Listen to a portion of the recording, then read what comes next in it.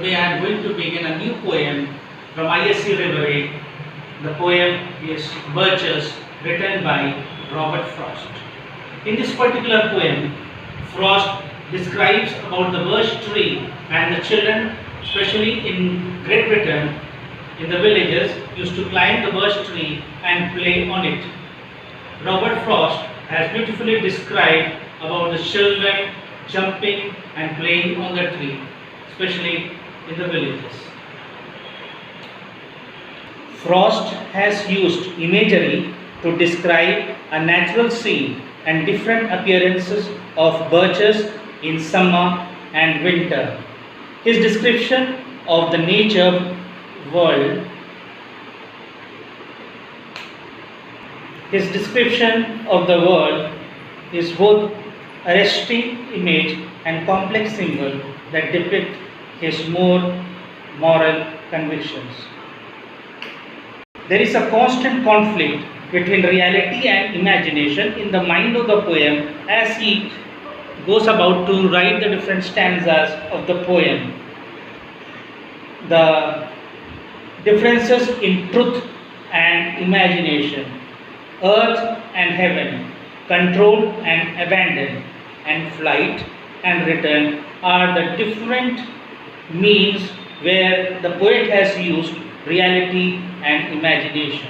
The poet longs for the childhood days to escape the pressures of his present life as a poet and as a person who is working for his family, not in the sense of dying, but by partaking the refreshing dose of birch climbing.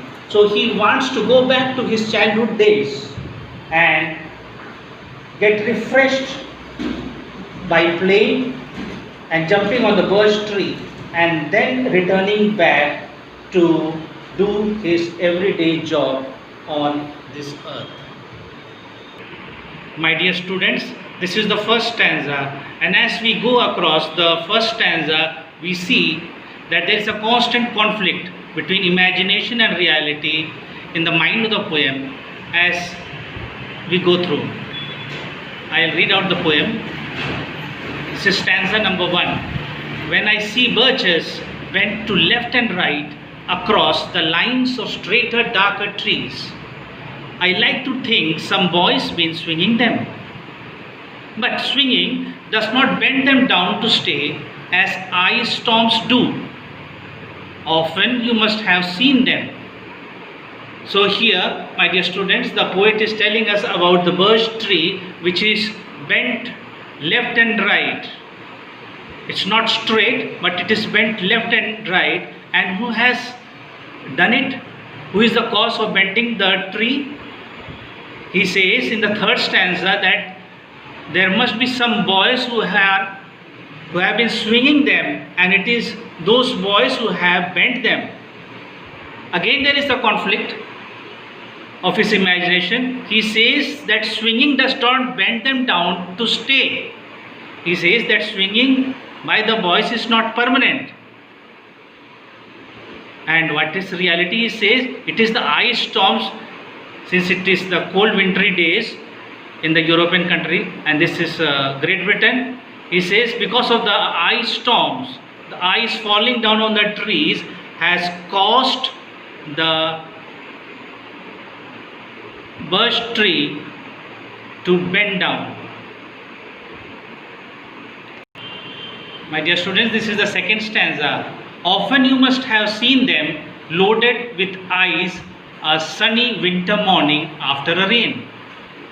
They click upon themselves and the breeze rises and turn many-colored as the stir cracks and creases their enamel. Soon the sun's warmth makes them shed crystal shells, shattering and avalanching on the snow crust, such heaps of broken glass to sweep away. This is the second stanza, my dear students. The poet says that the branches of this tree are loaded with ice. We see it often in the morning of a sunny winter day. As the day progresses, the heat of the sun causes the ice to crack and it breaks down because of the warmth of the sun and falls down on the ground as crystal shells, shattering, breaking into small bits of ice. As is seen by the poet, those pieces of ice are like crystals falling down on the ground, and the heaps of ice are then swept away. This is the third stanza. You would think the inner dome of heaven had fallen. They are dragged to the withered bracken by the load, and they seem not to break. Though once they are bowed so long for long, they never right themselves. You may see their trunks arcing in the woods years afterwards, trailing their leaves on the ground like gulls on hand and knees that throw their hair before them over their heads to dry in the sun. The poet imagines that the ice crystals that have fallen down from the tree are as the inner dome of heaven. He compares it to the inner dome of heaven has fallen down.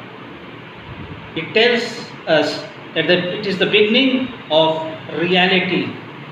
The birches are bent down under the weight of ice and snow, and then with the heat of the sun they break and fall on the ground on the ferns and shrubs. The poet says that when the trees are bent down for quite a long period of time, they are not able to straighten themselves and become upright. Again, the poet's imagination rises and he uses a simile to compare the bowed birch tree to girls whose hair are spread on all four sides. It is as if they are drying their hair in the sun. The same way, the leaf of the tree is all spread on four sides. The imagery turns to symbols of conquest. The birches are bowed so they can never right themselves. Means they can never come back to their original self. This is the fourth stanza.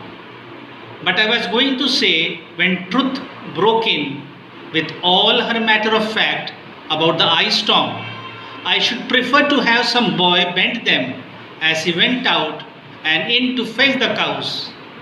Some boy too far from town to learn baseball, whose only play was what he found himself, summer or winter, and could play alone. In the previous stanza, the speaker had imagined that it was the snow that has bent the branches of the birch tree.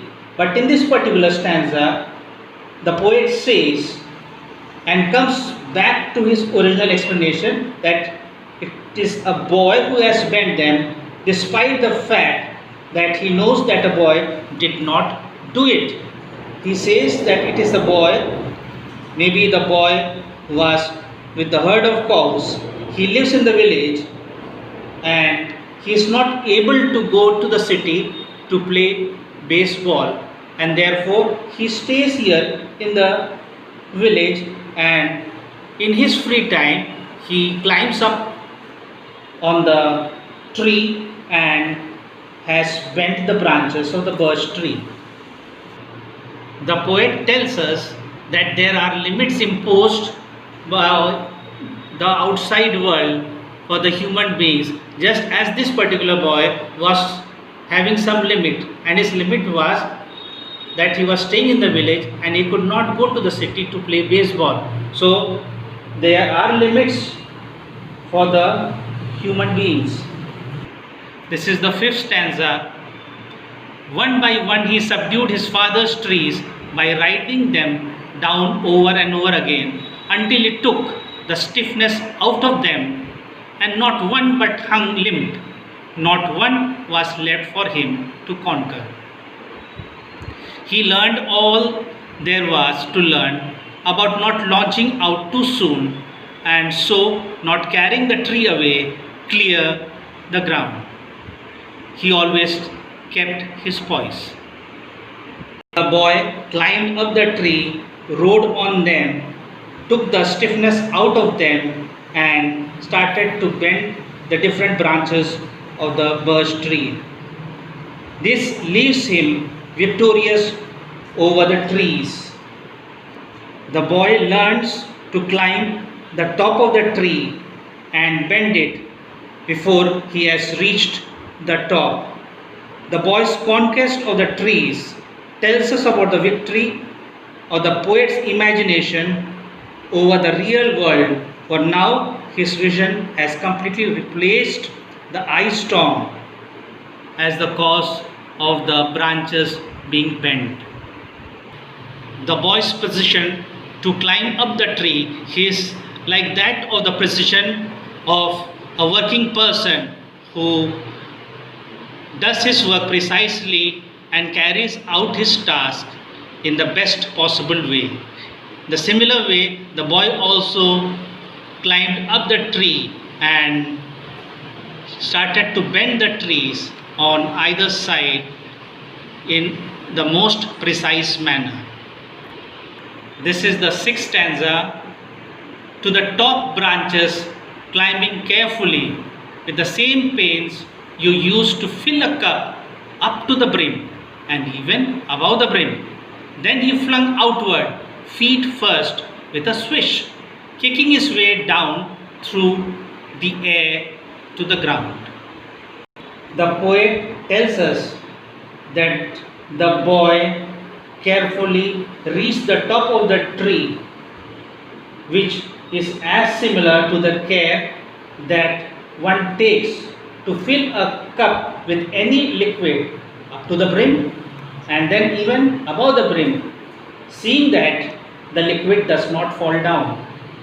The boy reaches the top of the tree, kicks his feet and bends the branches enough so that the boy is lowered to the ground without any harm done to him.